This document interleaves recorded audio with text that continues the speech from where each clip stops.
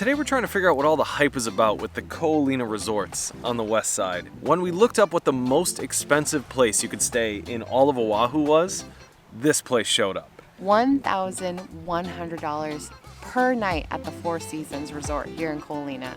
The cheapest was $569 at the Marriott Suites. It's incredibly expensive, but we're gonna go check out everything here, see what's up with this place.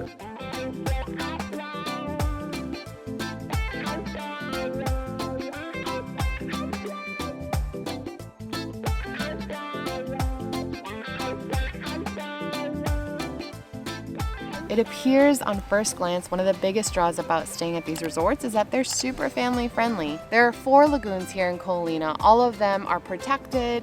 They're basically huge calm beaches that you can hang out at. Each resort has its own lagoon, so you'll see 4 lagoons here, one for each of the major resorts as you go down. Right now we're at the first one, which is right in front of the Aulani, the Disney resort here. So far we haven't seen Mickey or Minnie or any of the other Disney characters. I'm firmly disappointed. That being said, this beach here and this first lagoon is incredibly well manicured. In fact, it feels almost too fake, almost too man-made. This particular lagoon feels very relaxed, calm, sunny, and really feels like it's far away from the rest of Hawaii. There are people stand-up paddleboarding, kids playing in the water. I might even go in soon. Lagoon number 1 is right in front of Aulani and the Four Seasons Resort. They're right next to each other. So for families and people that just have a load of cash, this is the place to stay. You can come in here, anyone from the public can come in here and enjoy any of these lagoons or the beaches nearby. Ko Olina makes it known that this is a privately owned property, but the lagoons are public access. So even if you're out here and you're looking for a day to spend at the beach, but you don't want to be around tons of people, coming to the lagoons is a great option. And because there's 4 different parking lots. That means you have options. We got here at about 8:30 in the morning and basically all the parking lots were 90+% full. So if you're coming here for the day, come here early before everyone else gets here. This seems like the area where people come here and set up shop for the whole day. Not a lot of people going in and out while the sun is up. So if you're gonna come and visit here and you're not staying at the resorts, get here early so you can park. There's no buses, public transportation, anything else that gets you out here. If you're coming out here, you're driving. And if you're staying in Waikiki, it's gonna take you about an hour depending on traffic. So Yeah. a lot for that as well. We left really early just so that we knew we could beat the traffic. It's nothing like coming from the west side to the east side in the morning, but there's still a ton of traffic. And if you're coming out here for the day, you might as well stay the entire day because traffic going home is gonna be rough. All right, let's go check this place out.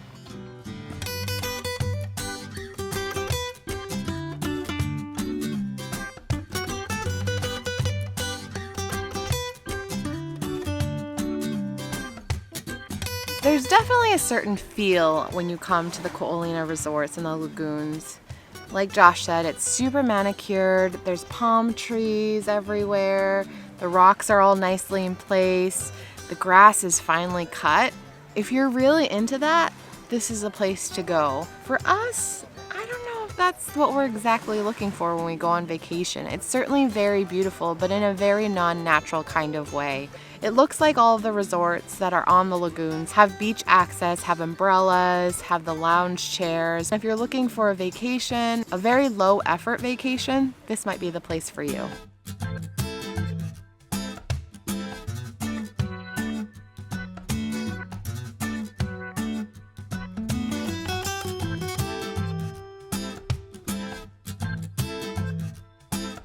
We just got done walking around the Aulani Disney Resort and It was beautiful. beautiful and bougie is how I would describe this place so far. I know I said that we probably would never stay in one of those, but I'm not gonna lie, when we walked through the Aulani Resort, something magical took over me, and I definitely wanted to stay there.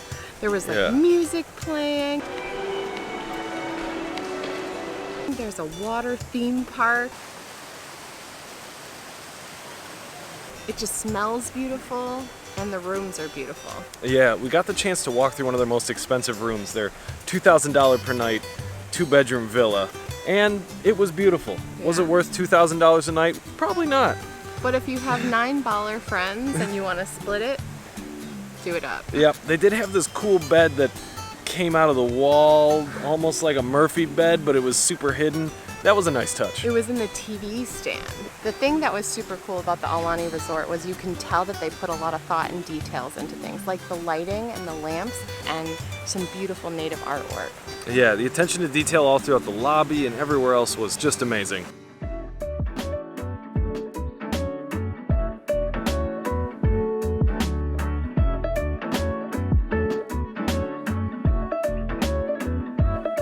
We're at the Four Seasons now. We haven't really gotten a lot of chance to look around. So far, I would say it's much less grand, over the top, everything else than the Aulani Resort. But the rooms here are about twice as much per night as the ones next door at the Disney. And I gotta say, you get the same view. And much less water theme park. Yeah.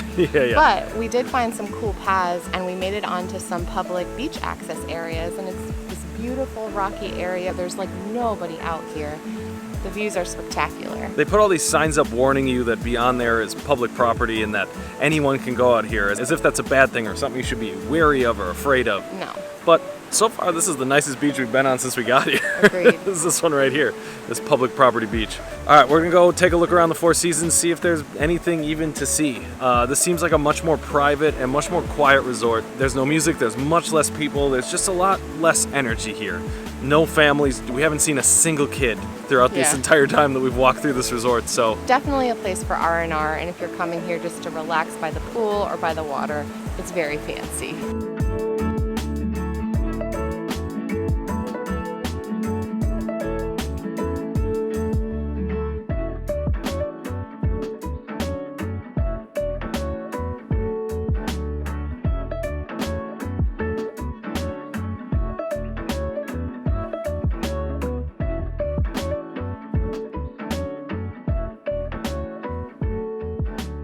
I gotta admit, we are a little bit biased here, in that neither of us have ever really stayed at a resort like these. No. Neither of us have ever paid $600 a night for a hotel, let alone $1,200 or $2,000 a night for a hotel room. Take the information that we're giving here with a bit of a grain of salt, being that this is way outside of the normal experience that Lisa and I look forward to. We prefer the more local, budget, less expensive, less fancy option. Whenever I go to a place like the Four Seasons or something like that, I just feel like I don't belong there. Oh yeah. And it's this pervasive feeling everywhere I go. I feel like I have to tiptoe like it's my grandma's fine china and I just need to make sure I don't break anything. You know, with all that being said, and this not being exactly the type of experience that I would really pay for, this place is excruciatingly beautiful. It is incredibly well manicured, and I love the fact that it's not private. I love that anybody can come up here and enjoy these beautiful beaches, all this amazing stuff they have out here, the trees, the lawns, everything else. Yeah. Anybody can come out here, and I think that that is what makes this just such a unique and wonderful place.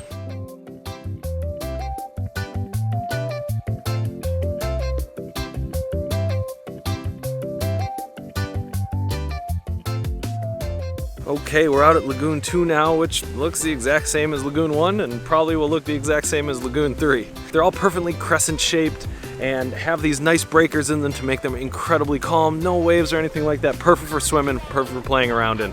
The beach is huge and expansive, and the further out you go as in towards beach 2, 3, 4, there's almost nobody out at any of these beaches. I think this is the only lagoon that I've ever been to, and I think it's because it's so much beach and there's not all that fight for extra space with all the hotel guests of the other lagoons. So Lagoon 2 is pretty cool. I hope we're not coming off as too negative or judgmental or anything like that. Like, I understand why people would like coming here, and I totally get why this would be a great experience for someone who had the money to afford it. And honestly, I've never stayed at a place like this in my whole life, so I don't really know what it's like. But that being said, there was something about that experience, that feeling that you get, it just makes it seem like totally unattainable. And it's probably because we weren't staying there. Yeah. So, nailed it. Yep. We just tried to go to the Ko Olina Beach Villas and it was totally locked up, so we can't take a look around. All we can kind of do is show you the outside of it.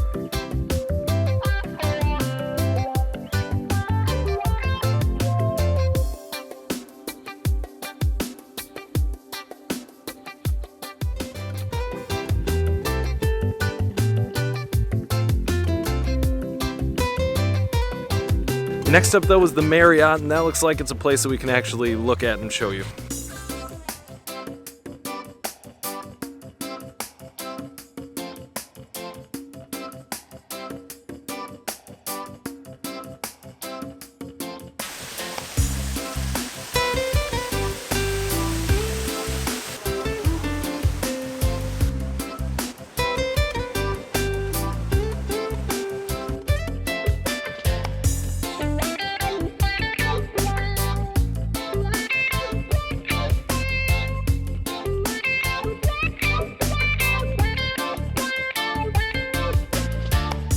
Well, the Marriott was exactly what you'd expect a Marriott to be in Hawaii. Executive, Yeah.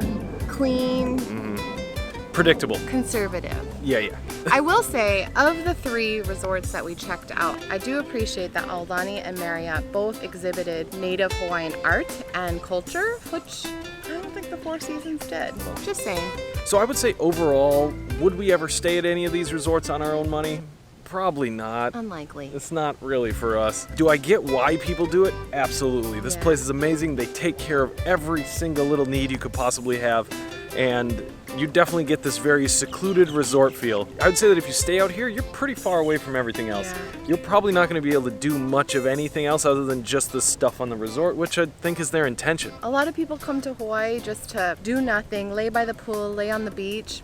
I'm not gonna lie, after I left the Aulani Resort, I wanted to stay there. I wanted to get in a water tube and float down that river. It looked cool. I would say the winner for us here, if we were to be forced to stay at any of these ones, it'd be the Aulani for sure. Just felt the most welcoming, the most fun, and just had the most attention to detail. Plus, it's not $1,200 a night, it's only a reasonable $600 per night.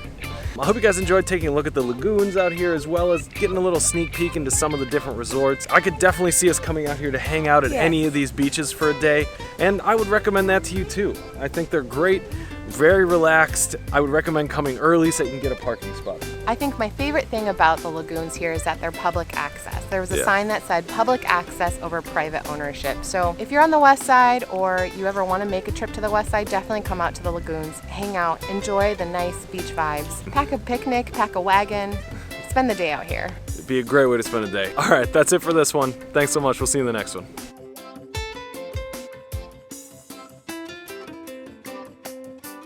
Each of the resorts are located at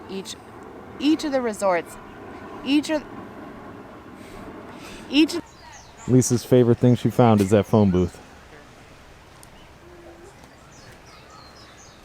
Out of all the resort, she likes the phone booth the best. It's so pretty.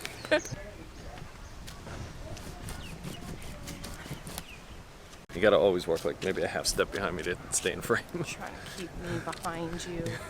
She's really Oh, short, she's trying to you know? hold me Maybe I back. can like squat down, walk like that. Yeah. Then people look at us more funny than they already do. So for you people that like hitting tiny white balls, frustratingly small tiny white balls, many hundreds of yards in a giant open area that should be a park anyway, this could be the place for you.